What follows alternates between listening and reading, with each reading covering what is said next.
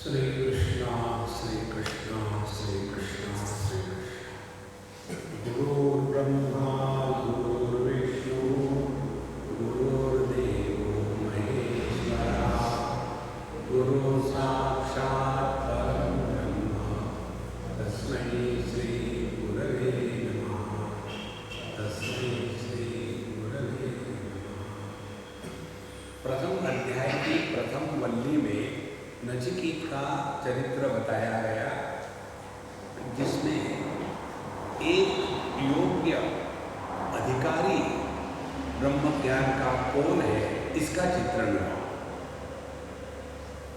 उसके पश्चात द्वितीय अध्याय में द्वितीय वल्ली में जब इस नचिकेत ने आत्म तत्व के बारे में प्रश्न पूछा तो पहले उसकी परीक्षा ली गई कि क्या उसमें वैराग्य है या केवल अपना ऐसे ही पूछ लिया। बाबा जी को देखा तो पूछ लिया, क्या उसमें जिज्ञासा है। दो बातें, जब तक के वैराग्य और जिज्ञासा नहीं होती तब तक के ब्रह्म ज्ञान का श्रवण मनन करना माने उल्टे घड़े पर पानी डालना है। इसीलिए हम लोग देखते हैं कि बहुत प्रोफेशनल सत्संगी होते हैं, हर जगह जाएंगे, हर सत्संग को सुनेंगे, लेकिन उनके जीवन में परिवर्तन कहीं नहीं आता। वही अपनी पुरानी बातें, पुरानी आदतें और उसी में फंसे रहते हैं। इसीलिए उपनिषद कहते हैं कि पहले अपने आप को टटोले, क्या हम इसके अधिकारी हैं। तो अधिकार कैसे उन्होंने परीक्षा ली नचिकेत की, उसको अनेक प्रकार के प्रलोभन दिए गए। देखो आप ऐसे करना, ये कर लेना, वो कर लेना, हम आपके साथ हैं, ये सब भोग आपके हैं, आप लंबी उम्र जियोगे, आपका स्वास्थ्य ठीक रहेगा। ये सब के सब प्रलोभन जो है वो हमको इस दुनिया में बांध के रखते हैं। तो जिसने इन सभी प्रलोभनों से अपने आप को बचा लिया है, तम दुर्दर्शम गूढ़मनुप्रविष्टम गुहाहितं गह्वरेशं पुराणम् अध्यात्म योगाधिगमेन देवं मत्वा धीरो हर्षशोकौ जहाति। जिसने इस तत्व को अपने हृदय में पहचान लिया है, अध्यात्म योग अधिगमेन, अध्यात्म योग के द्वारा। अध्यात्म योग का तात्पर्य है दो बातें, अपने उपाधियों के परे जाना और दूसरी बात अपने स्वरूप को पहचानना। इन दोनों को मिलाकर के अध्यात्म योग होता है। तो इस अध्यात्म योग के द्वारा जिसने अपने स्वरूप में निष्ठा प्राप्त कर ली है, मतलब ऐसा जो धीर पुरुष है, हर्ष शोक जहाती, उसके जीवन से हर्ष और शोक, हर्ष माने उपलब्धि की खुशियाँ और शोक माने जो हानि है उसका दुख, इन दोनों के परे वो चले जाता है। यहाँ तक हमने पिछली बार में जाना। अब नचिकेत सुन रहा है, यमराज बताया जा रहा है कि नचिकेत तुम बड़े अच्छे हो, मुझे अपना ये समय याद है जब मुझे ये याम्य पद की प्राप्ति हो रही थी, उस समय भी मेरे मन में वैराग्य नहीं था। मैंने तो यही सोचा कि देखो इतना बढ़िया पोजीशन मिल रहा है, क्यों ना ले ले, और मैं इसी में फंस गया। लेकिन नचिकेत तुम निकले मेरे से भी बढ़िया, और ऐसा जिसने तत्व को पहचान लिया है वही श्रेष्ठ है। एतत् श्रुत्वा संपरिगृह्य मर्त्यः प्रवृह्य धर्म्यमनुमेतमाप्य समोदते मोदनीयं हि लब्ध्वा विवृतं सस्म नचिकेत सम्मन्ये। एतत् श्रुत्वा, इस प्रकार से इस तत्व के बारे में श्रवण किया, श्रुत्वा, उसके पश्चात संपरिगृह्य, और फिर उस तत्व को ठीक प्रकार से ग्रहण कर लिया। देखो हम लोग क्यों ग्रहण नहीं कर सकते तत्व को? क्योंकि दुराग्रही है। दुराग्रही कौन होता है? उसने पहले ही सब निर्णय ले लिया होता है और वो निर्णय अन्य पर लादना चाहता है उसको कहते दुराग्रह। पहले निर्णय ले लिया। उदाहरण दे दो आपको। एक बार मैं दिल्ली से पठानकोट जा रहा था। हम लोग कहाँ जा रहे थे, शायद वैष्णवी देवी जा रहे थे। वैष्णवी देवी हम फर्स्ट क्लास में बैठे हुए थे और एक कोई जवान लड़का पढ़ा लिखा और उसके बूढ़ाऊ माँ बाप, बहुत ही गरीब फैमिली का होगा। और उसने सोचा कि पैसे मिले हैं, माँ बाप को दर्शन करके ले आए, तो फिर क्यों थर्ड क्लास में जाएंगे। उन दिनों में थर्ड क्लास होता था, बहुत पुरानी बात है। तो थर्ड क्लास में क्यों जाएंगे, इनको तो हम फर्स्ट क्लास में ले जाएंगे। अब पहली बार वो बुढ़ाओ फर्स्ट क्लास में बैठे। जिंदगी में कभी उन्होंने फर्स्ट क्लास का दरवाजा भी नहीं खोला होगा। और फिर बाहर से प्लेटफॉर्म पर लोग पूछते हैं कि गाड़ी कहाँ जा रही है, सब कुछ। तो एक बूढ़ा आया, उसने पूछा, बाबूजी ये गाड़ी कहाँ जाती है? आगे जा, ये फर्स्ट क्लास है। मैं वहीं बैठा था, सोचा था ये इसने कैसे उत्तर दिया। उसने पूछा ये गाड़ी कहाँ जाती है, उसका उत्तर होना चाहिए पठानकोट जाती है। लेकिन उन्होंने अपने मन में फिक्स कर लिया था, ये आदमी कह रहा था कि मुझे इस कंपार्टमेंट में आना है, लेकिन ये तो फर्स्ट क्लास है, इसको मालूम नहीं, बेवकूफ है, हटाए उसको यहाँ से। पहले ही हमारे मन में कोई ना कोई बात पक्की बैठी रहती है, उसी को लेकर के हम चलते हैं। ये जो दुराग्रह है, इस दुराग्रह के कारण हम तत्व को ग्रहण नहीं कर सकते। दूसरी एक बात बताया, एक दो लड़कियां एक बार आई मिलने। स्वामी जी इसको कुछ पूछना है। मैंने कहा देखो मैं सत्संग कर रहा हूँ, उसके बाद पूछेंगे, सत्संग में आके बैठो। और उस सत्संग में हमें कुछ कहानियाँ बताई होगी, और कहानियाँ बताने के बाद वो लड़की मुझे कहती, मेरी फ्रेंड ने आपको सब कुछ मेरे बारे में बता दिया था ना? नहीं, मैं तो जानता भी नहीं तुम कौन हो। बोले नहीं, आपने जो कहानी बताई है ना, उसमें के नाम, उसमें की घटनाएं सब मेरे साथ घटी है। आप लोग तो व्यक्ति जब दुराग्रही होता है तो वो तत्व को ग्रहण नहीं कर सकता। तो जैसे अब इतने सालों तक हम देह भाव से जी रहे, इसका मतलब हम बेवकूफ थे? मतलब बेवकूफ थे नहीं है। देखो इसी प्रकार से फिर जीवन में और विक्षेप आ जाते हैं कि जो बताते हैं भागवत में कि वो जो जड़ भरत की कहानी आती है, पहले वो राजा थे, फिर हिरण बन गए और फिर जड़ भरत बन गए, तो ये झूठ है। जीव बताते हैं जीव नाम की कोई वस्तु नहीं, मालूम नहीं उनको, पाप लगेगा, नरक में जाएंगे। क्योंकि ऐसा हमने ठोक ठोक के बना है अपने दिमाग में, उसको बदलने को तैयार है। देखो दोस्तों, इसको स्पष्ट समझ लेना। अध्यात्म का तात्पर्य है अपने गलत धारणाओं को बदलने के लिए हम तैयार हैं, और अपनी गलत धारणाओं को बदलने के लिए हम सक्षम हैं।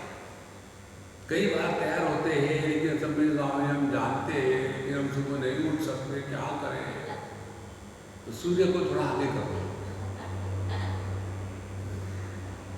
तो ऐसी जो व्यक्तित्व की छवि होती है, उन लोगों को तत्व ग्रहण नहीं होता। तो एक श्रुत्वा संपरिगृह्य मर्त्या, ऐसा जो मर्त्य है, मनुष्य है, प्रवृह्य धर्मम अणुमेतमाप्य, फिर इस धर्म को, इस परमात्मा को इन पंचकोशों से अपने आप को अलग कर लेता है। और पंचकोशों से अलग करने के पश्चात आप्य वो अपने स्वरूप को पहचान लेता है। और पहचान लिया तो समोदते मोदनीयम ही लब्ध्वा, फिर उसके जीवन में आनंद ही आनंद है।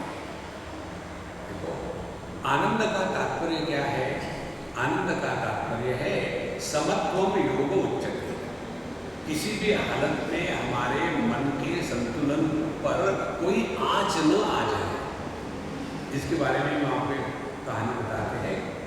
एक हमारी कोई अम्मा है, सत्संग होने के बाद कलकत्ते की बात है, वो कहते स्वामी जी आज के सत्संग ने हमारे मन का बहुत बड़ा बोझा उतार दिया। क्या हुआ सत्संग में? बोले आपने कहा था कि कोई ये कल्पना करे कि मेरे मन में किसी के भी प्रति राग द्वेष ना हो तो ये असंभव है। राग द्वेष होगा ही, लेकिन उस राग द्वेष के द्वारा प्रभावित होते हैं या नहीं है, ये अपनी साधना है। जैसे कई बार हमको किसी खाद्य पदार्थ का एलर्जी होती है, किसी को दूध की होती है, किसी को पीनट्स की होती है। अब वो एलर्जी ये तो प्रकृति का धर्म है। तो जैसे हमको दूध से एलर्जी है, तो क्या दूध के प्रति हमारे मन में घृणा है? तो हम नहीं लेते, उसको दूर रखो बाबा, क्यों नहीं, हमको नहीं जमता, बस। इसी प्रकार से जगत के वस्तु व्यक्तियों के प्रति मन में राग द्वेष होना स्वाभाविक है। हर एक को हर चीज अच्छी नहीं लग सकती और हर एक को हर चीज बुरी भी नहीं लग सकती। समझना ये है कि तयोः वशं न आगच्छेत् तौ यस्य बलिपन्थिनो। भगवद गीता के तीसरे अध्याय में भगवान कहते हैं इंद्रियस्य इंद्रियस्यार्थे राग द्वेषौ व्यवस्थितो। ये स्वाभाविक है कि हमारे अंतःकरण में किसी वस्तु व्यक्तियों के प्रति राग द्वेष होगा, लेकिन उस राग द्वेष के वश में हमको नहीं जाना है, यही साधना है। इसीलिए यहाँ कहते हैं कि अणु धर्म्यम अणुम एतम आप्य, इस तत्व को, सूक्ष्म तत्व को जिसने आत्मरूप से पहचान लिया है, समोदते मोदनीयम ही लब्ध्वा, उसके जीवन में अब आनंद के सिवा कुछ नहीं है। किसी भी हालत में अपने अंतःकरण का संतुलन वो बिगड़ने नहीं देता। ये सब बातें बताए जा रहे और नचिकेत खड़े हैं, मतलब की बात कर ही नहीं रहे। मैंने जो पूछा था आत्म तत्व के बारे में, वो तो बता ही नहीं रहे। तुम बड़े अच्छे हो, तुम्हारे जैसा तो कोई है ही नहीं, तुम्हारे जैसा विद्यार्थी हर एक ज्ञानियों को मिलना चाहिए। अब ये बकवास कब तक करते रहोगे? देखो, तो यमराज कहते हैं विवृतम सत्म नचिकेत संबंधे। मैं तो सोचता हूं कि नचिकेत तुम्हारे लिए तो मोक्ष का दरवाजा खुल गया है, बस अब तुमको एंट्री करने की बात है। इतनी तारीफ हो गई कि तुम्हारा वैराग्य श्रेष्ठ है, तुम अच्छे हो, तुम्हारे जैसा तो साधक होता ही नहीं, और हम यदि चाहें तो तुम्हारे जैसे साधक हमारे पास आए। इतनी तारीफ सुनाए जा रहे हैं और ये अपने शांत है, बिल्कुल हिलना नहीं डुलना नहीं। और जैसा इनको मौका मिला तो फिर नचिकेत कहते हैं 14वें मंत्र में, अन्यत्र धर्मात् अन्यत्र अधर्मात् अन्यत्र अस्मात् कृतात् कृतात् अन्यत्र भूताच्च भव्याच्च यत्तत् पश्यसि तद्वद। हे भगवान, आप हमको अपना जो साक्षात अनुभव है उसके बारे में बताइए, बाकी की बातें मत बताइए, बहुत हो गया। कौन सी होती है बाकी की बातें? अध्यात्म के क्षेत्र में धर्म अधर्म की बातें हैं। देखो, कर्मण्येवाधिकारस्ते मा फलेषु कदाचन, बहुत हो गया, इनफ। धर्म अधर्म, इतना दान धर्म करना चाहिए फिर आप स्वर्ग में जाओगे। यहाँ की करेंसी उस देश में नहीं चलती, यहाँ की करेंसी स्वर्ग में चलेगी। बेवकूफ बनाने की हद होती है। नहीं, आप धर्म करोगे तो स्वर्ग में जाओगे, लेकिन वहाँ डॉलर का धर्म होगा तो आपको सिविल लाइन्स में जगह मिलेगी, और इंडियन रूपी का धर्म होगा तो वहाँ झोपड़पट्टी मिलेगी, मालूम है? तो कहते हैं अन्यत्र धर्मात् अन्यत्र अधर्मात्। मुझे ये धर्म अधर्म की बातें मत बताना, मैं उसको सुन सुन के तंग आ गया, बहुत हो गया। देखो, हम सब के लिए आध्यात्म माने क्या? धर्म अधर्म। बड़ों का आदर करना चाहिए, झूठ नहीं बोलना चाहिए, यही सब कुछ है। और दूसरी जगह हम कहाँ फंसते हैं अध्यात्म के नाम पर?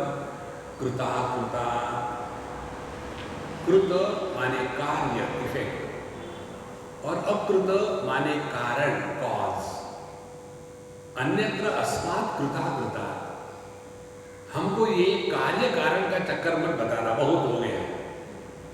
ये प्रकृति कारण है, इस प्रकृति से फिर उसके 3 गुण होते हैं, फिर सत्व गुण से पंच ज्ञानेंद्रिय बनते हैं, रजोगुण से कर्मेंद्रिय बनते हैं और तमोगुण से देह का स्ट्रक्चर बनता है। और उसमें ये बातें बहुत हो गई, इनफ। कार्य कारण में हमको कोई इंटरेस्ट नहीं है। देखो सर, तो आपके मन की स्थिति क्या होगी यदि आपके मन में किसी भी स्थिति को लेकर के धर्म अधर्म का विचार नहीं आया और किसी भी घटना को लेकर के कार्य कारण यह विचार श्रृंखला यदि जागृत नहीं हुई तो आप केवल वर्तमान में हो। कारण हमेशा पहले होता है और कार्य हमेशा बाद में होता है। पहले और बाद में, यही तो काल है। सीक्वेंस एस्टैब्लिश हो गया। देखो, हम जब सपना देखते हैं, सपने में देखा एक दादाजी अपने पिताजी को लेकर के समुद्र के किनारे घूमने को निकले, तो क्या हमको सपना ऐसा सीक्वेंस में दिखता है क्या? दादाजी का जन्म हो गया, फिर वो बड़े हो गए, फिर उनको पुत्र हो गया, फिर वो बड़ा हो गया, फिर उसको लड़का हो गया, फिर दादाजी निकले? नहीं, एकदम बैंग, एकदम हट से दिखता है। और फिर उसमें देख करके कि दादाजी है तो कारण हो गए और पिताजी है तो कार्य हो गए। तो यह कार्य कारण केवल अपने मन की कल्पना है, वास्तविक नहीं है। देखो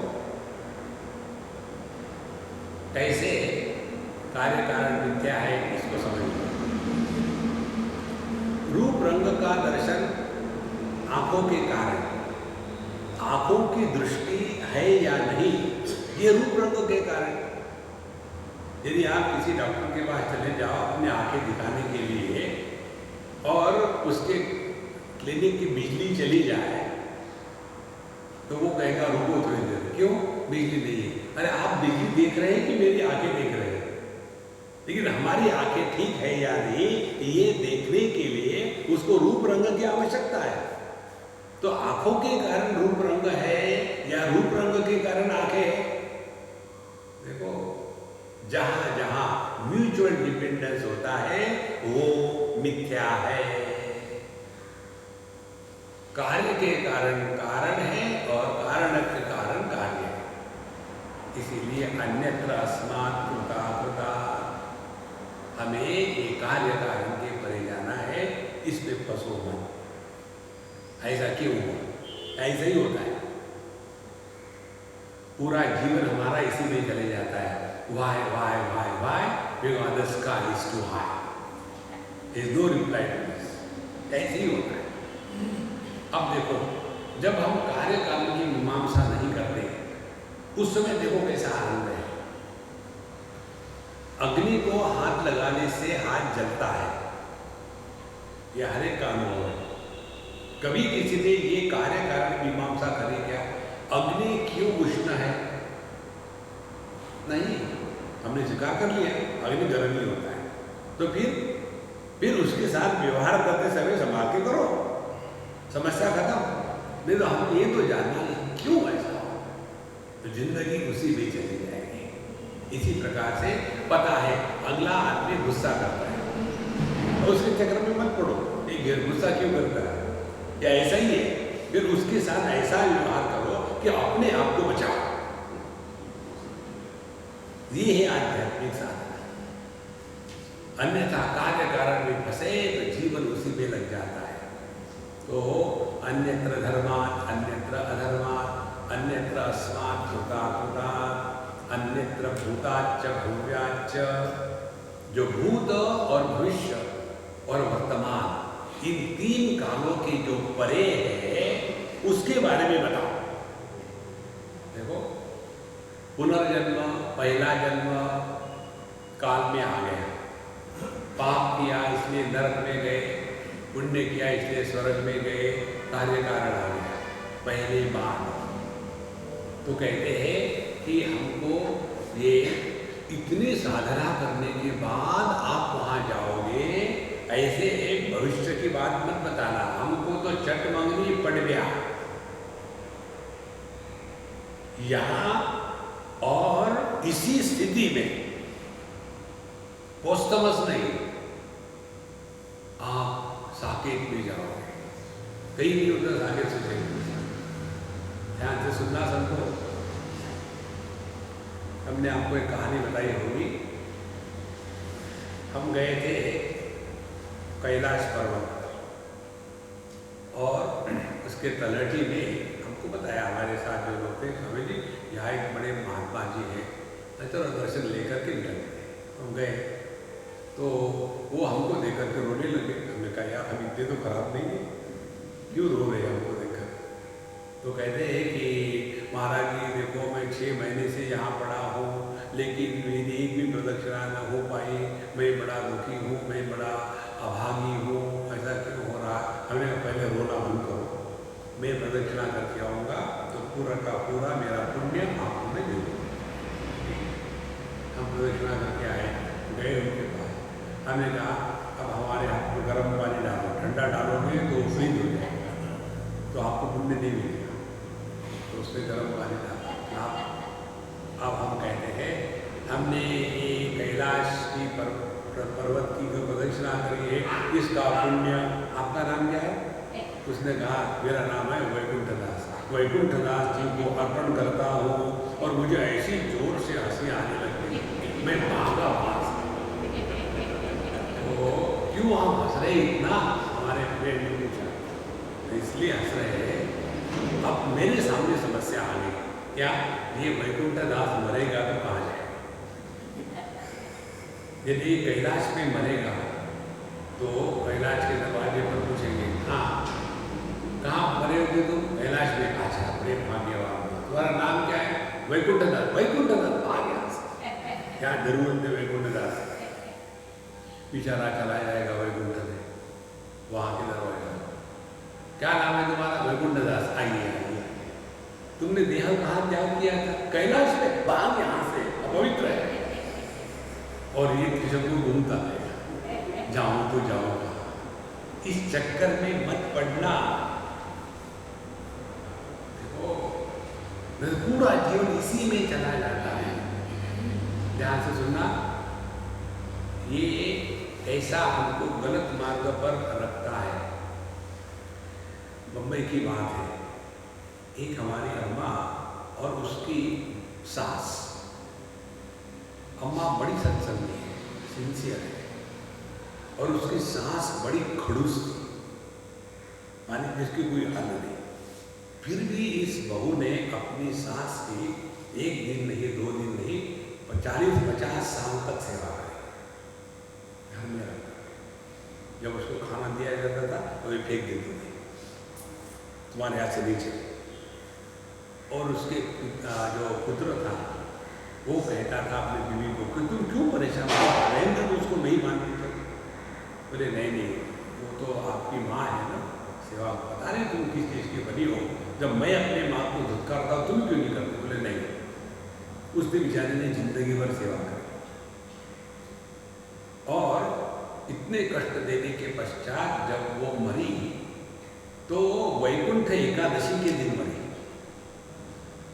अब हमारे जो अम्मा है मुझे कहते कि स्वामी जी आपको तो पता है मेरी सास कितनी भयानक खड़ूस थी, लेकिन उसने उसको मृत्यु आया वैकुंठ एकादशी के दिन, कितनी भाग्यवान होगी। हमने कहा देखो तुम वेदांत पढ़ते हो, बेवकूफ मत बनो।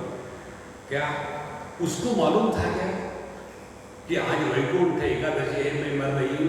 नहीं। फिर उसको उसका लाभ नहीं होता। ध्यान से समझ लेना, लाभ हमेशा ज्ञानात्मक होता है। यदि हमको मालूम नहीं है तो वो वस्तु हमारे लिए होती ही नहीं। देखो, जैसे एक अम्मा को हमारे साथ खड़ी थी, नलाओ मेरा मुंह मत ताको, अपना मुंह खोलो। मैंने उसको खाना जाओ, और खाना खुना खा करके सब कुछ हो गया। दूसरे दिन आए, स्वामी जी कल बहुत बड़ी गलती हुई। हाँ, गलती मेरे से होगी, मैंने तुमको खिलाया था खाना। बोले हाँ वही गलती हुई। क्यों? कल तो मेरा व्रत था और आपने मुझे खाना खिलाया। अब क्या होगा? तुम नरक में जाओगे। देखो महाराज, जब तक उसको मालूम नहीं था तब तक के पाप नहीं, पुण्य नहीं। जहां उसने मालूम कर लिया, पाप पुण्य शुरू हो गया। देखो, इसीलिए अन्यत्र धर्मात् अन्यत्र अधर्मात् अन्यत्र अस्मात् कृताकृतात् अन्यत्र भूताच्च भव्याच्च। भविष्य में जाकर के जो भी होने वाला है ये मानसिक कल्पना है। तत्व में भूत भविष्य वर्तमान नहीं होता। अब इसका हमारा रोज का अनुभव है। जब हम गहरी नींद में खर्राटे मारते हैं, उस समय हम कहाँ होते हैं? देश का वहां संबंध नहीं। कब होते हैं? काल का वहां संबंध नहीं। कौन होते हैं? व्यक्ति का वहां संबंध नहीं। कैसे होते हैं? परिस्थिति का वहां संबंध नहीं। तो यह देश काल वस्तु व्यक्ति परिस्थिति ये तो तभी है जब तक कि हमारा मन कुदक रहा है। तो ये केवल मन के विकार मात्र है। इसी को हम सत्य मान के बैठते हैं और फिर इसी में फंसे रहते हैं। इसलिए नचिकेत कहता है अन्यत्र भूताच्च भव्याच्च यत् तत्पश्यसि तद्वद। जो आपका इस क्षण का अनुभव है वो हमको बताओ। पुरानी बातें मत बताना। जब मैं पहले था ना साधक के रूप में, तो मैं बड़ा शीर्षासन करके चलता था। हमको इंटरेस्ट नहीं उसमें। हमारा सीधा सीधा प्रश्न है इस समय, इस क्षण। देखो महाराज, इस एक तत्व को समझ लो। केवल वर्तमान में जीना माने कामना से छुटकारा, स्मृति से छुटकारा, चिंता से छुटकारा, ईगो से छुटकारा। केवल वर्तमान में ना तो ईगो होता है, ना तो स्मृतियां होती हैं, ना तो भविष्य की चिंता होती है, और ना तो अन्य के अभाव के कारण कोई इच्छा होती है। इसीलिए यत् तत्पश्यसि तद्वद। आपका जो साक्षात अनुभव है वो मुझे बताइए। अब देखो, इतनी उनकी तारीफ करी, लेकिन इस विद्यार्थी ने अपना जो मूल प्रश्न है उसको भूला नहीं हो। नहीं तो कई बार लोग आते हैं प्रश्न पूछने के लिए। एक बार की बात है वृंदावन की। हम बैठे थे हमारे बाबूजी के पास, तो एक सज्जन आए। बोले महाराज जी हमको कुछ पूछना है। बोले शुरू हो जाओ।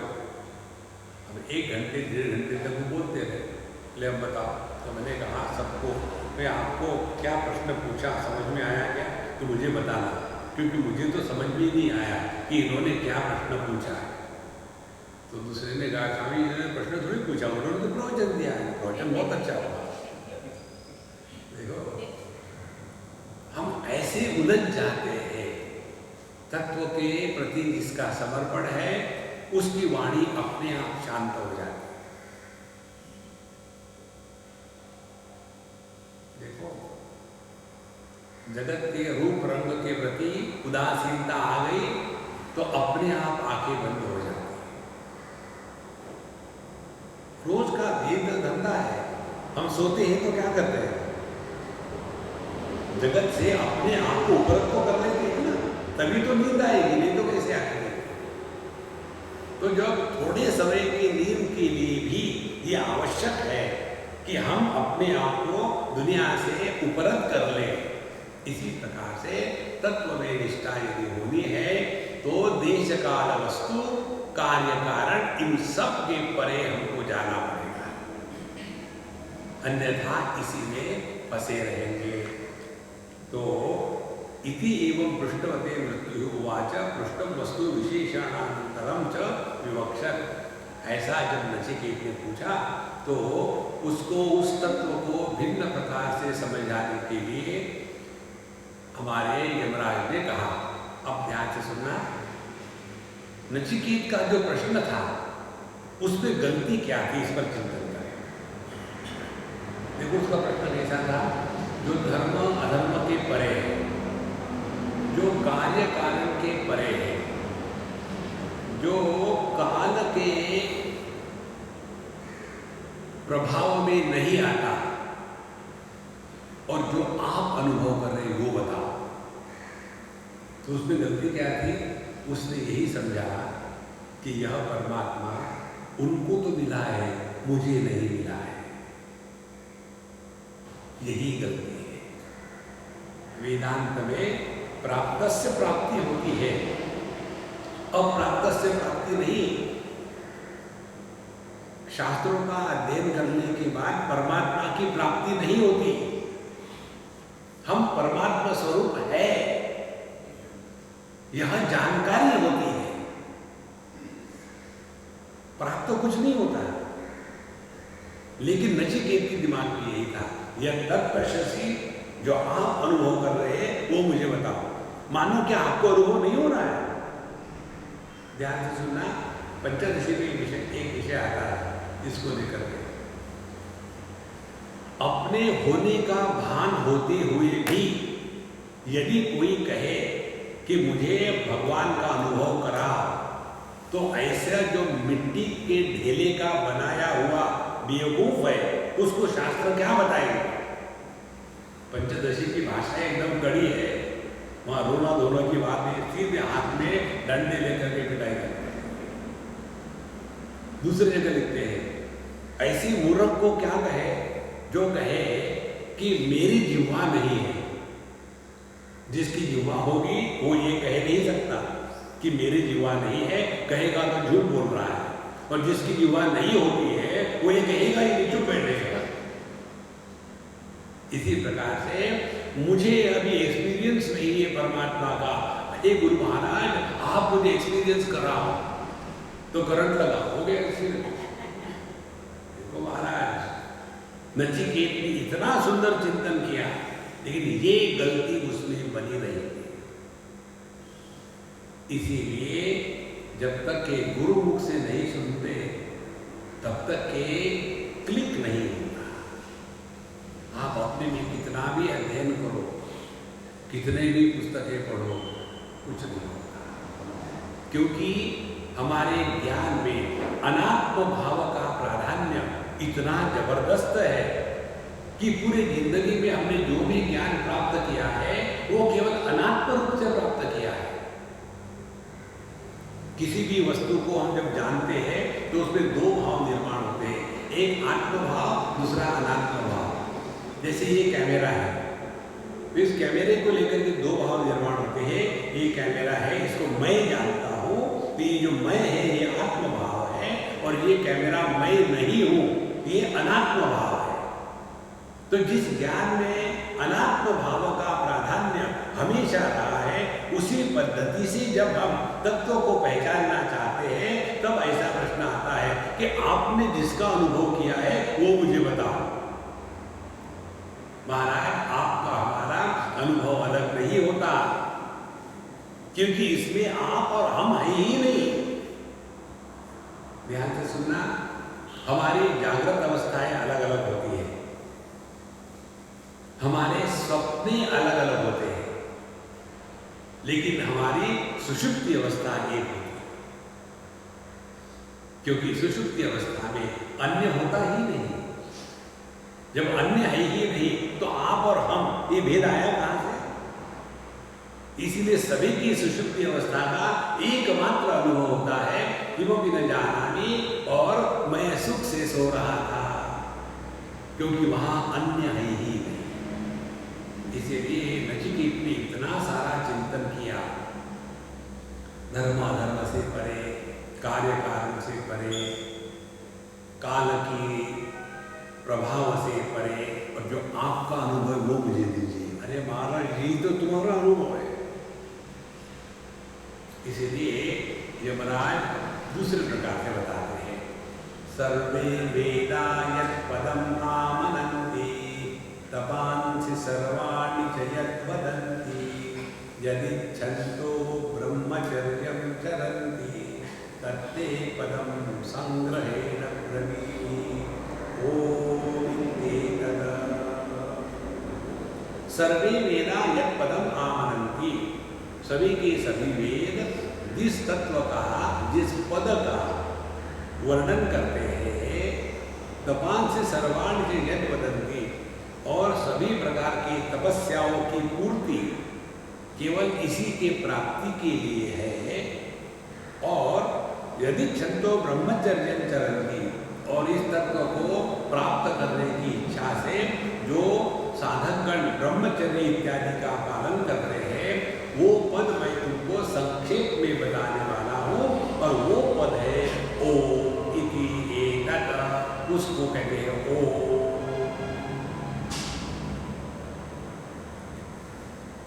नचिकेत ने प्रश्न पूछा था आत्मा क्या है, उन्होंने बताया ओम।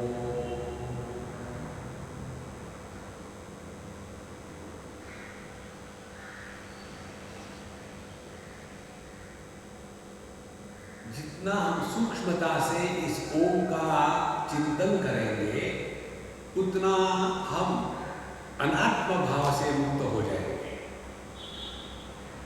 ओम को लेकर के बहुत विस्तार से चिंतन हुआ है शास्त्रों में, हम आपको एक दो बातें बताएंगे।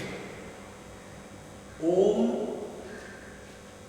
यह जो इसको स्फोट कहते हैं, SPHOT, स्फोट, ये कोई वर्ण नहीं है, ये कोई स्वर नहीं है, ये कोई व्यंजन नहीं है। इसमें वर्ण स्वर व्यंजन सब कुछ आ जाता है। वर्ण कहते हैं अ आ इ ई उ ए, ये तो वर्णमाला। उसके बाद स्वर जो है वो अ आ इ ई उ है।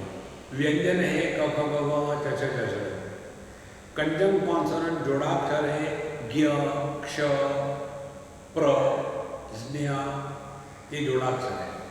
लेकिन ओम जो है इन सब के परे है। इस ओम में तीन बातें होती है, अ उ और म। पहले जो शब्द प्रकट होता है बिना किसी प्रयत्न के, वो शब्द होता है अ का उच्चारण करने के लिए कोई भी प्रयत्न नहीं, केवल हवा को अपने साउंड बॉक्स से बाहर फेंको तो आ जाता है। फिर इस अ में जब परिवर्तन शुरू हो जाते हैं तो उसको ऊ कहते हैं। तो अ में कोई प्रयत्न नहीं, ऊ अब उसमें प्रयत्न हो गया। ये प्रयत्न कहाँ तक चलेंगे? म तक। जहां म को पहुंचे दोनों होठ बंद हो गए, तो ओम ये कंठ से प्रारंभ होकर के अपने होठों में समाप्त होता है। इसमें सभी प्रकार की भाषाएं आ गई, क्योंकि कोई भी भाषा ले लो, उसका प्रारंभ होता है कंठ से और उसका समापन होता है होठों से। एक बार होठ बंद हो गए, आगे कुछ बोलने को नहीं है। माने ओम के द्वारा जितना भी बोला जाता है दुनिया के बारे में, वो सब का सब इस ओम में आ गया। अच्छा, जब ये ओम का उच्चारण शांत हो गया तो उसके बाद शब्दों का अभाव हुआ, लेकिन शब्द के अभाव में भी जो है वो ज्यों का त्यों है, वो अपना स्वरूप है। इसीलिए ध्यान की एक प्रक्रिया में अभाव का आधार लिया जाता है। जैसे आप भगवान का नाम लेते हो, श्री राम श्री राम, आपने शब्द का आधार लिया। अब शब्द का नहीं, शब्द के अभाव का आधार ले लो, श्री राम श्री राम।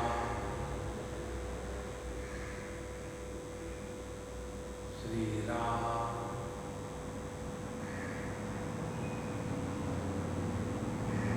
तो जिसने शब्द को प्रकाशित किया, जिसने शब्द के अभाव को प्रकाशित किया, वो भाव अभाव के परे है। यह ओम इति एतत्, तो सभी वेदों के द्वारा इसी तत्व का प्रतिपादन किया जाता है जो ओम के द्वारा बताया जाता है। जितनी भी तपस्या करी जाती है वो तपस्या हमेशा त्यागात्मक होती है। तो त्याग करना है शब्द और उसके अर्थ का, शब्द और उसके अर्थ का त्याग कर दिया। तो जिसने शब्द उस अर्थ के होने को प्रकाशित किया था वही उसके अभाव को प्रकाशित कर रहा है। इसीलिए जो भाव अभाव के परे है वो अपना स्वरूप है। यदि छंदो ब्रह्मचर्यम चलती, जिसकी इच्छा से हम ब्रह्मचर्य का पालन करते हैं, माने तत्व में समर्पित होकर के जगत से उपरत हो जाते हैं, वह इस ओम के द्वारा बताया जाता है। एतद्देवाक्षरं ब्रह्म, एतद्देवाक्षरं परम्, एतद्देवाक्षरं ज्ञात्वा यो यदिच्छति तस्य तत्। एतद् ही एव अक्षरं परम ब्रह्म। यह अक्षर जो है ओम, यही परम ब्रह्म को बताता है। एतद् ही एव अक्षरं परम, और यही जो अक्षर है यही उस परम तत्व को बताने का एक अंतिम सिंबल है। एक भी अक्षर ज्ञात्वा, और इसी अक्षर को जान करके यो यदिच्छति तस्य तत्, हमारी जो इच्छाएं है, माने यदि इस ओंकार की साधना से सिद्धियों को जागृत करके जगत की इच्छाओं को पूरा करना है तो वो भी आपको मिलेगा। यदि इस ओंकार की साधना से इस जगत की इच्छाओं का त्याग करके अपने स्वरूप में निष्ठा प्राप्त करनी है तो वो भी आपको उपलब्ध हो जाएगा। इस प्रकार से यह जो ओम है ये सबसे बड़ा सिंबल है, आधार है। इसी को लेकर के एतत् ज्ञातव्यम अपरम चेत् प्राप्तव्यम। यदि हमने इसको पहचान लिया तो परम ब्रह्म की प्राप्ति हो गई, उसको जान लिया तो अपर ब्रह्म की प्राप्ति हो गई। इसीलिए एतदालंबनम श्रेष्ठम, एतदालंबनम परम, एतदालंबनम ज्ञात्वा ब्रह्मलोके महीयते। यही सर्वश्रेष्ठ आलंबन है। आप देखेंगे सभी धर्मों में इसी ओम का ही भिन्न भिन्न प्रकार से उच्चारण होता है। चाहे एक ओंकार कहो, चाहे ओम कहो, ओम को भी लिखने के कम से कम 15-20 प्रकार है। हम जो जानते हैं ना ओम लिखा हुआ वो देवनागरी का ओम है। बंगालियों का ओम ऐसा होता है, उसके सर के ऊपर में एक ऐसा चांद उस पर चिपका होता है। उनको दुम नहीं होती, बंगालियों की दुम कट रही है, उसमें ऐसा ओम होते हैं। तो एक ही ओम को जो तमिलियन है उनका ओम जो होता है वो उस प्रकार से होकर के कुछ भी ऐसा होता है। तो यह जो ओम है ये सर्वश्रेष्ठ आलंबन है, और इसी आलंबन को जान करके साधक ब्रह्मलोक में महिमावान होते हैं। अब इस ओम का अर्थ क्या है? इस ओम के द्वारा किस परमात्मा का दर्शन कराया जाता है? ये जो मंत्र है अगला थोड़ा बदल करके भगवान कृष्ण ने भगवद गीता में ठोक दिया है। न जायते म्रियते वा विपश्चित, नायं कुतश्चिन्न बभूव कश्चित्, अजो नित्य शाश्वतोऽयं पुराणो, न हन्यते हन्यमाने शरीरे। 5-6 बातें बताइए इसमें। फर्स्ट, न जायते न म्रियते वा विपश्चित। ये विपश्चित, यह जो आत्मा, ये जो शुद्ध ज्ञान है, न जायते, इसका ना तो जन्म होता है, न म्रियते, ना तो इसका अंत होता है। माने बीच में जो परिवर्तन है वो भी इसमें नहीं है। आप इस एक वाक्य को आप अपने अनुभव के साथ टटोल के देखो। जन्म, मृत्यु और परिवर्तन। हमको किसी को भी अपने जन्म का अनुभव नहीं, हमको किसी को भी अपने में परिवर्तन हुआ है, हम बढ़ रहे हैं, ये अनुभव हो ही नहीं सकता। और हम किसी को भी अपने मृत्यु का अनुभव नहीं होता। तो किसके बारे में बोल रहे हैं? यही जो हमारा सबका सामान्य अनुभव है उसके बारे में बोल रहे हैं। देखो, शब्द अनेक है, इन सभी अनेक शब्दों को आधार देने वाला आकाश एक है। रूप अनेक है, आकार अनेक है, इन सभी आकारों को आधार देने वाला आकाश एक है। और दुनिया क्या है? नाम रूप, यही दुनिया है। नाम रूप के परे चले जाने के लिए आकाश की धारणा बताई जाती है शास्त्रों में। गगनों कहो हम आकाश तुल्य है। तो मन निराकार नहीं रह सकता। मन को जिंदा रहने के लिए आकार की, रूप की आवश्यकता है। मन शब्द के सिवा नहीं रह सकता। शब्द यदि नहीं है तो मन शांत हो जाता है। और जब नाम और रूप ये दोनों गायब हो गए तो उसी क्षण मन चैतन्य स्वरूप होता है। देखो, अनेकता रूपों के कारण है, अनेकता नामों के कारण है। आकार अनेक है, निराकार एक है। शब्द अनेक है, शब्द का अभाव एक है। और इसीलिए जो साधना की प्रक्रिया है उसमें ये बताते हैं, केवल अभाव में जो है उसको पहचानना है। न जायते म्रियते वा विपश्चित। यह आत्म तत्व ना तो इसका कभी अभाव हुआ था, ना तो कभी इसका जन्म हुआ है, ना तो कभी इसका कोई परिवर्तन हुआ है। न जायते म्रियते वा विपश्चित, ये नायं भूत कुतश्चित् न बभूव कश्चित्। और ये न अयं कुतश्चित् बभूव न कश्चित्, ना तो इसका कोई कारण है। देखो, एक बार एक छोटे बच्चे ने मुझे आके पूछा, स्वामी जी भगवान को किसने निर्माण किया? तो मैंने पूछा, ये प्रश्न मुझे पूछने के लिए तुमको किसने बताया? मम्मी ने। मैंने कहा, मम्मी तुम डायरेक्टली क्यों नहीं पूछती हो? बच्चे के थ्रू पूछने का क्या तात्पर्य? नहीं स्वामी जी, आप सोचेंगे कि मैं बेवकूफ़ हूँ। मैं सोचता नहीं हूँ।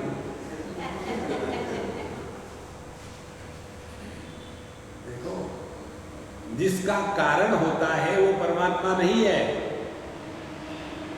ध्यान से सुनना, जिसका कारण होता है वो परमात्मा नहीं है। तो उस परमात्मा की प्राप्ति के लिए हमको क्या करना पड़ेगा? कार्य कारण के परे जाना पड़ेगा। कार्य कारण के परे गए तो मन शांत हो गए। मन जो है ना, वो स्वयं मरना नहीं चाहता, इसीलिए भूत भविष्य इसमें हमको भटकाता है। कारण, मैंने उस दिन ऐसा ऐसा किया था, कार्य, इसीलिए आज दिन ऐसा हुआ, तो मन भटक रहा है। जो तत्व को पहचानना चाहते हैं उन्होंने ये कार्य कारण के परे जाना है। और जो व्यक्ति वर्तमान में रहता है उसके लिए ना कोई रिश्ता है, ना कोई नाता है, ना कोई अपना है, ना कोई पराया है। सबसे बड़ी आध्यात्मिक साधना है हमेशा 100% रहे। We have to remain 100% present on the time. अभी हमारी स्थिति ये है कि कुछ हमारा भाग भूतकाल में चला जाता है, कुछ हमारा भाग भविष्य काल में चला जाता है, कुछ वर्तमान काल में तुलना करने में लग जाता है। तो ऐसा जो बिखरा हुआ हमारा मन है, इसके द्वारा किसका ज्ञान होगा? इसीलिए नायम कुतश्चिन्न बभूव कश्चित्, इसका ना तो कोई कारण है और जिसका कोई कारण नहीं वो किसी को निर्माण भी नहीं करता। ध्यान से सुनना, ये वेदांत शास्त्र की परमोच्च स्थिति है। न निरोधो न च उत्पत्ति न बद्धो न च साधकः न मुक्तः मुमुक्षुर्वै इत्येषा परमार्थता। ना तो कभी कुछ पैदा हुआ है, ना तो कभी कुछ नष्ट होने वाला है, ना तो कभी किसी ने मोक्ष चाहा है, ना तो कोई कभी मोक्ष को प्राप्त हुआ है, ना तो कभी कोई बंधन में था, ना तो किसी की मुक्ति हुई है। यही सत्य है। खाली पीली परेशान होते हैं, स्वामी जी भगवान के दर्शन करा, हो गए, समझो समझो मैं भगवान हूँ, हो गए दर्शन, और नेक्स्ट चलो चाय पी, तो पहले ही पी लो ना चाय। भगवान को क्यों भी खिला रहे हैं? देखो ऐसा नहीं होता संतों। इसलिए ये दो बातें, जो कार्य कारण के पकड़ में नहीं आता वो अपना स्वरूप है। देखो हमने अपने आप को जो समझ रखा है उसकी मीमांसा करें। एक आदमी 100 साल का है तो उसकी अपने आंखों के सामने अपने बारे में एक इमेज होगी कि मैं ऐसा हूँ, 90 साल का ऐसा था, 80, 70, 60, 50, 40, 30, 20, 10, इतनी सारी इमेजेस, इसमें से कौन मैं हूँ? 1 साल का हो गया, 6 महीने का हो गया, 1 महीने का हो गया, माँ के गर्भ में चला गया, और जब माँ के गर्भ में नहीं था, ध्यान से सुनना, तो क्या हम अभाव से प्रकट हो गए? क्या पहले हम अभावात्मक थे? देखो हमको अपने अभाव का अनुभव कभी भी नहीं आ सकता। ये जो नित्योपलब्धि स्वरूप हो आत्मा, यह जो नित्य उपलब्ध तत्व है, यही अपना स्वरूप है। देखो महाराज, करना कुछ नहीं है।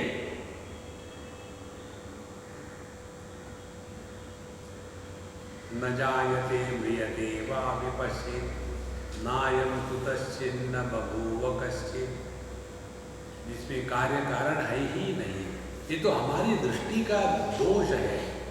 समुद्र को देख करके हम कारण कहते हैं, लहरों को देख करके हम कार्य कहते हैं। पानी को जा करके कहो कि हे पानी भैया, समुद्र के रूप में तुम बड़े डरावने लगते हो, लेकिन लहरों में बड़ा मजा आता है। तो पानी भैया कहेगा कि देखो भैया, ये लहरें और समुद्र क्या होता है रे, मैंने तो कभी देखा ही नहीं। समुद्र को और लहरों को पानी कभी नहीं पहचान पाएगा, जैसे आंखें स्वयं को कभी नहीं देख पाती। तो पानी की दृष्टि से देखो तो ना तो समुद्र है ना तो लहरें हैं। इसी प्रकार से अद्वैत के दृष्टि से देखो तो ये दुनिया की सत्ता है ही नहीं। इसको 2 प्रकार से ग्रहण किया जाता है, या तो ये संपूर्ण विश्व को केवल परमात्मा ही स्वीकार करो, या तो लहरें, समुद्र, नदी, नाले, बर्फ, आइसबर्ग, उसके बाद बादल, भाप, 2 बिंदु, इन सबको पानी कहो, या तो जो भिन्न भिन्न नाम है इन नामों को मिथ्या कहो। दोनों का अर्थ एक ही है। देखो, यदि पूछा जाए कि समुद्र से पानी निकाल दिया जाए तो समुद्र रहेगा नहीं, तो समुद्र क्या है? पानी। फिर हम समुद्र किसको कहते हैं? समुद्र केवल नाम है हमारे मुख में। हम कूदते हैं पानी में, कहते हैं समुद्र। हम खेलते हैं पानी से, कहते हैं लहरें। तो हमने ही उस पानी को 2 नाम दे दिए हैं, हमने ही नाम रूप के प्रधानता से परमात्मा को जगत कहा है। हमने ही पंचकोशों की प्रधानता से अपने को जीव कहा है। हमने ही माया की उपाधि से उसी परमात्मा को ईश्वर कहा है। यदि ये उपाधियों को हटा दो तो ना जीव है, ना जगत है, ना ईश्वर है, ना कुछ निर्माण हुआ है, ना कोई नष्ट होने वाला है। देखो संतो, न जायते म्रियते वा विपश्चित् नायं कुतश्चिन्न बभूव कश्चित्। और इसीलिए अजो नित्य शाश्वतो यम पुराणो, इसीलिए यह अज है। अज माने जिसका कभी जन्म हुआ ही नहीं, अजः। और इसीलिए नित्य, वो हमेशा ही है, जहाँ काल का कोई संबंध नहीं है। तो नचिकेत ने जो प्रश्न पूछा ना, तो यमराज ने बताया होगा वो तुम हो। कैसे मैं हूँ फिर बताया ये, न जायते म्रियते वा विपश्चित्। तुमको कभी अपने जन्म मृत्यु का अनुभव आया क्या? नहीं। जो मृत्यु को देख रहा है उसको मृत्यु कैसे होगा? नचिकेत मृत्यु को देख रहा था ना, तो उसका मृत्यु कैसे होगा? वो तो मृत्यु का भी साक्षी है। नचिकेत माने जो अपने मृत्यु का भी साक्षी है, वह है अपना स्वरूप। और कितने बार हम मर चुके हैं। बचपन आया, बचपन मर गया, फिर जवानी आई, जवानी मर गई, फिर मिडिल एज आया, मिडिल एज मर गया, बुढ़ापा आया, वो भी मर जाएगा। हम जो के त्यों रहेंगे। इसीलिए अजः नित्यः, फिर शाश्वतः। शाश्वत माने आज जैसे है वैसे ही कल रहेगा। अशाश्वत माने जैसा आज है वैसे कल नहीं रहेगा। शो भावा वर्तस्य यदंत एतत्। नचिकेत ने जो कहा था कि जो कल के दिशा दिन में बदल जाता है वो सत्य नहीं है। इसलिए शाश्वत जो हमेशा ज्यों का त्यों रहता है, इसमें कोई परिवर्तन नहीं है। और अयम पुराण, और इसीलिए ये अत्यंत पुराना है। पुराण शब्द की व्युत्पत्ति बताते हैं साधु संत शंकराचार्य भगवान। पुरा अपि नवा, सबसे पुराना होते हुए भी ये अभी नया का नया है। माने इस पर काल का प्रभाव नहीं होता। हम लोगों में देह को लेकर के कितना काल का प्रभाव होता है, क्योंकि ये प्रकृति के क्षेत्र में है। अब काल में कितने भी परिवर्तन आ जाए हमारे देह में, इंद्रिय में, मन में, समझदारी में, लेकिन जो इन सब का आधार है वो ज्यों का त्यों है। इसलिए पुराण न हन्यते हन्यमाने शरीरे। और जब शरीर नष्ट हो जाता है तो शरीर के नष्ट होने से जो कभी नाश को प्राप्त नहीं होता वो अपना स्वरूप है। इसको लेकर के ये जीव के मूर्खता को हम दृढ़ करते हैं। फिर क्या कहते हैं, भगवद गीता का जो श्लोक है बिल्कुल 100% गलत बताते हैं। वासांसि जीर्णानि यथा विहाय। जैसे व्यक्ति पुराने कपड़े फाड़ के फेंक देता है, इसी प्रकार से आत्मा पुराने देह को फाड़ के फेंक देता है, ये दूसरे देह में प्रवेश करता है और फिर हमारे दिमाग में आ गया है कि हम देह के अंदर में हैं और कपड़े को निकाल के फेंक दिया। ऐसा उसका अर्थ नहीं है।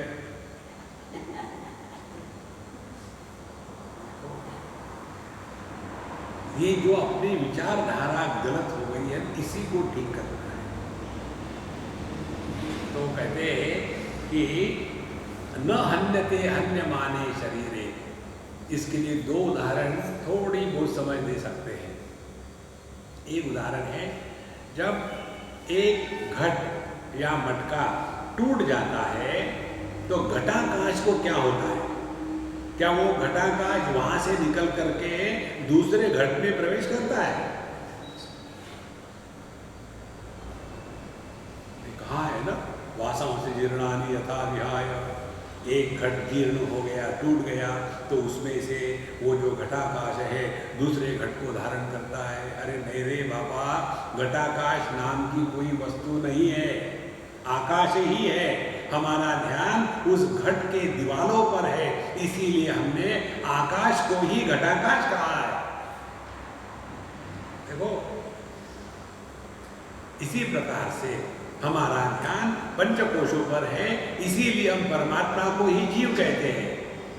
हमारा ध्यान नाम रूपों पर है, इसीलिए परमात्मा को ही हम जगत कहते हैं। हमारा ध्यान इस माया शक्ति पर है, इसीलिए परमात्मा को ही ईश्वर कहते हैं। और यदि हमने कोई भी एक उपाधि हटा दी, बाकी की सब अपने आप हट जाती। तत्वमसि महावाक्य का यही उद्देश्य है। अपने पंचकोशों की उपाधि को निकाल डाले, जगत के नाम रूप की उपाधि को निकाल डाले, ईश्वर की माया की उपाधि को निकाल डाले। ध्यान से सुनना, हमको अपने उपाधि को निकाल डालने की संभावना है। मैं अपने कपड़े खोल दूं, संभावना है। दूसरे के कपड़े मैं कैसे खोलूं? देखो कितनी महत्व की बात है। तो ईश्वर की माया की उपाधि को कैसे निकालना है और जगत के नाम रूप की उपाधि को कैसे निकालना है? इसीलिए वेदांत की साधना हमेशा अहम प्रत्यय प्रधान होती है। उसमें हमको अपने पंचकोशों के परे जाना है। ना हम देहो नेन्द्रियाणि न प्राणो न मनो न धी विकारित्वात् विनाशित्वात् दृश्यत्वाच्च घटो यथा। हमारा देह मन बुद्धि इंद्रिय इत्यादि ये हम हो ही नहीं सकते, क्योंकि जैसे एक घट जिसको हम देखते हैं, जिसमें विकार होते हैं, जो नाश होता है, ऐसी वस्तु घट मैं नहीं हूँ। तो क्या ये इसको देखना, इसमें विकार होना और उसका नाश होना, ये सभी के सभी गुणधर्म हमारे देह इंद्रिय मन बुद्धि इस पर लागू होते हैं ना? हाँ, या तो घट को मैं कहो या देह को मैं मत कहो, दो में से एक करो। विकारित्वात् विनाशित्वात् दृश्यत्वाच्च घटो यथा। तो इन उपाधियों के परे जाने के लिए हमको साधना करनी है कि अत्यंत मलिनो देह देही चात्यंत निर्मलः असंगोहमिति ज्ञात्वा शौचमेतत् प्रचक्षते। देह अत्यंत मलिन है। वो जो देही है वो देह के गुणधर्मों के द्वारा प्रभावित नहीं होता। ये जो असंग तत्व है वही अपने आप को पहचानना, यही कहते हैं शौच स्नान इत्यादि। यह तो केवल पानी से धोने से कुछ नहीं होता। तो यह जो साधना है अहम प्रत्यय प्रधान, इसमें पंचकोशों का निराकरण किया। अब ईश्वर के माया का निराकरण कैसा करें और जगत के नाम रूप का निराकरण कैसा करें? दो प्रश्न बचते हैं। ईश्वर की माया का निराकरण करने की प्रक्रिया भगवान ने स्वयं दी भगवद गीता में। 7वें अध्याय में भगवान कहते हैं, दैवी एषा गुणमयी मम माया दुरत्यया मामेव ये प्रपद्यन्ते मायाम एताम तरन्ति ते। मेरी जो माया है दैवी डिवाइन जो माया है गुणमयी, 3 गुणों से बनी है। गुणमयी माने बांधने वाली है। दुरत्यया, इसको पार करके जाना बड़ा कठिन है। फिर मामेव ये प्रपद्यन्ते, जो मेरी शरण में आते हैं उनको ये माया प्रभाव नहीं डालती। कई बार हम जाते हैं लोगों के घरों में, कुत्ता होता है तो घर का मालिक जब कुत्ते को कहता है नहीं अपना ही है, भोंको मत, तो कुत्ता चुप हो जाता है। बिना मालिक के चले जाओ तो आपको फाड़ के खाएगा। इसी प्रकार से भगवान की माया के साथ खेलो मत, भगवान के प्रति समर्पित हो जाओ। तो जगत के साथ व्यवहार करना है तो भक्ति का सिद्धांत, अपने साथ व्यवहार करना है तो वेदांत की साधना, और जगत के साथ व्यवहार करना है तो नाम रूप को ज्यादा महात्म्य ना दे। हमारा पूरा जीवन नाम रूप को ही महात्म्य देने में लगा हुआ है। देखो, और इतना हम नाम रूप को महात्म्य देते हैं कि उसी में फंसे रहते हैं, दूसरा कुछ नहीं। एक बार मैं किसी के यहाँ गया था, बहुत पुरानी बात है, और उनका लड़का चाइनीज क्रॉकरीज में चाय ले आ रहा था, लड़का हो या नौकर हो। और ये बात उन दिनों की है कि जब सब गुड्स अवेलेबल नहीं थे इंडिया में, मे बी इन 1950s की बात है। तो हम जब गए उनके यहाँ तो लोग काफ़ी एक्साइट हो जाते हैं। तो उस लड़के ने मुझे चाय देते समय गिरा और वो कप टूट गया। वो वहाँ के जो मुखिया थे, अरे राम, उसको इतना गुस्सा हो गया, इतना गुस्सा, इतनी महंगी क्रोकरी इसने तोड़ दी है, ये घर में तो सत्यानाश। वो गुस्से गुस्से में सबको लेके एक एक को फोड़ा। क्या निकला उसमें से, और हम देख रहे हैं।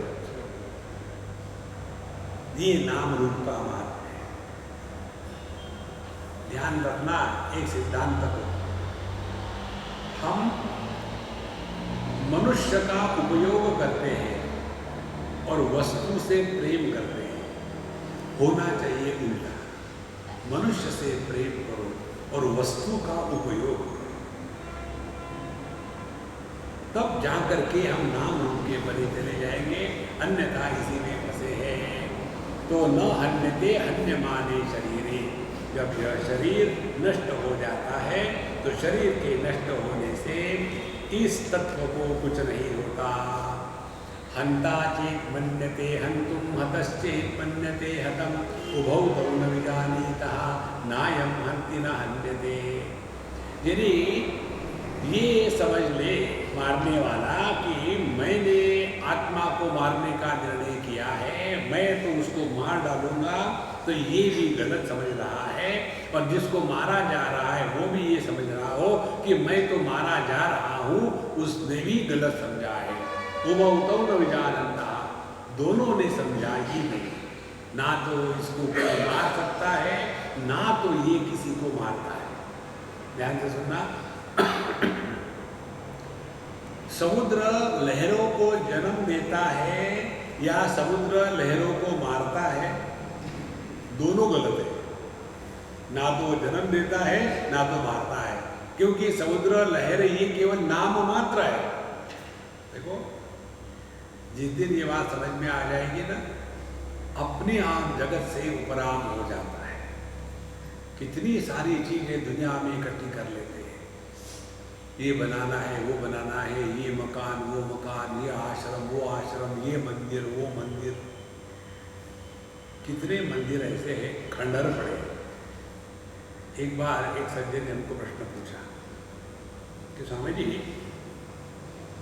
हम तो भगवान पर विश्वास नहीं रखते, आप तो रखते हैं, फिर यदि भगवान इतने शक्तिशाली है तो अपने मंदिरों की रक्षा क्यों नहीं कर सकते?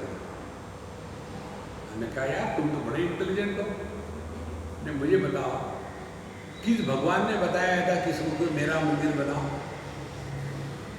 ये तो जिसके जेब में पैसे है और खुजली है वही जाकर के मंदिर बनाता है।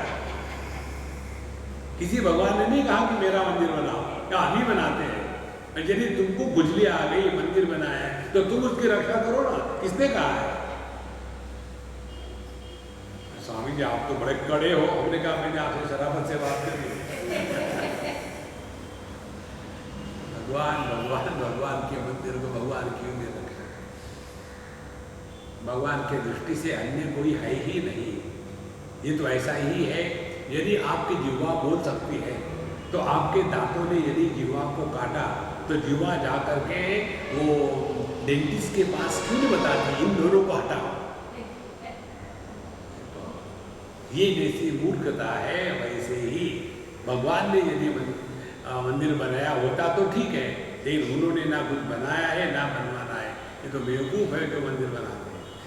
हंता चेत मन्यते हंतु हतश्चेत मन्यते हतम उभौ तौ न विजानीतः। दोनों क्यों कुछ भी समझ में नहीं आया, क्योंकि ना यम हंति न हन्यते। ना तो ये किसी को मारता है, ना तो ये किसी को मरवाता है। यह जो तत्व है, अणोहो अणीयान आतो महीयान आत्मा से जंतो नीतो गुहायाम तमक्रतु पश्यति नीतशोकः धातु प्रसादात् महिमानमात्मनः। यह जो तत्व है यह अत्यंत सूक्ष्म है। सूक्ष्म तत्व को जानने के लिए बुद्धि भी सूक्ष्म चाहिए। धीरे धीरे सत्संग जैसे जैसे आगे बढ़ता है तो बुद्धि स्थूल होने लग जाती है। ओम पूर्णमदः पूर्णमिदं पूर्णात् पूर्णमुदच्यते पूर्णस्य पूर्णमादाय पूर्णमेवावशिष्यते।